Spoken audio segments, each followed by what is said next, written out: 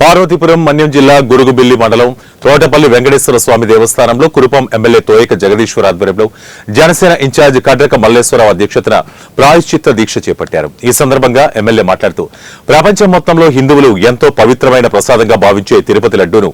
గత వైసీపీ ప్రభుత్వ పాలకులు అపవిత్రం చేసి హిందువుల మనోభావాలను దెబ్బతీశారని రాష్ట్ర ఉప ముఖ్యమంత్రి పవన్ కళ్యాణ్ చేపట్టిన ప్రాయశ్చిత్త దీక్షకు సంఘీభావంగా కురుపాం నియోజకవర్గంలో పూర్వం నుంచి చిన్న తిరుపతిగా పేరుగాంచిన వెంకటేశ్వర స్వామి ఆలయాన్ని పసుపు కుంకుమ గంధంతో శుద్ధి చేశామని తెలిపారు.